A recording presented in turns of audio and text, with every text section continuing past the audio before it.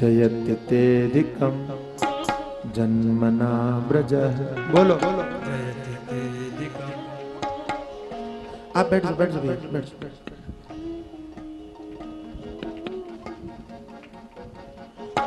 जयति तेदिकं जन्मना ब्रजः। बोलिए।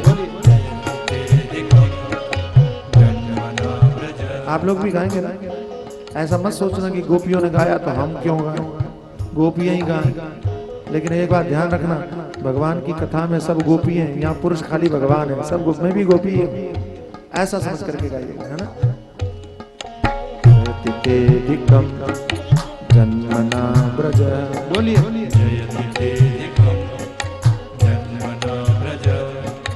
जयति तेदिकं जन्मना ब्रज।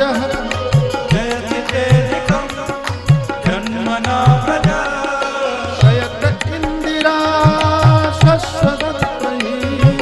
शयत इंदिरा शश्वदत्तहि।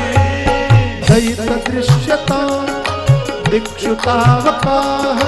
दयित दृश्यता दिक्षुतावकाः।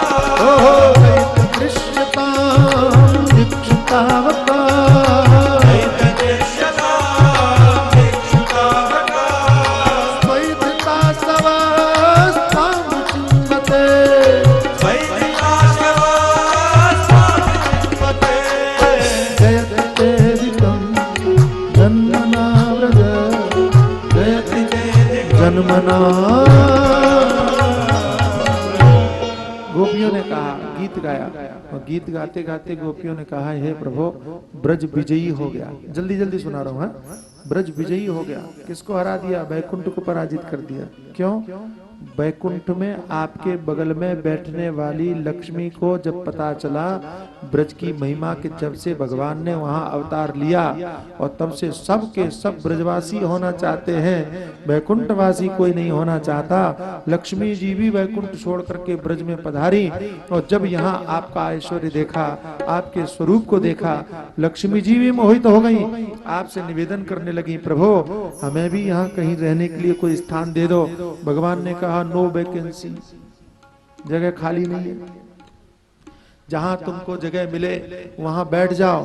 तो गोपियां कहती हैं, बैकुंठ में आपके बगल में रहने वाली लक्ष्मी जी ब्रज में कहां रही आपको पता है?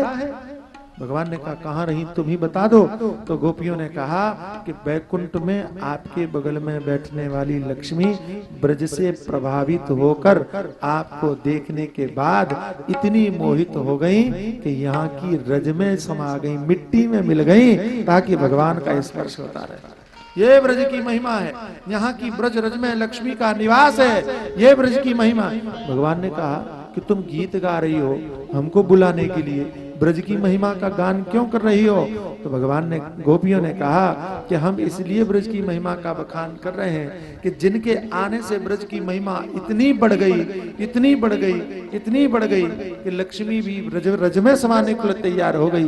उसी ब्रज की गोपियां आपके कारण रोए, दुखी हों, तो ये आपको शोभा नहीं देता। आप प्रकट हो जाइए, हे नंदन नंदन, आप आ जाइए और दर्शन दीजिए।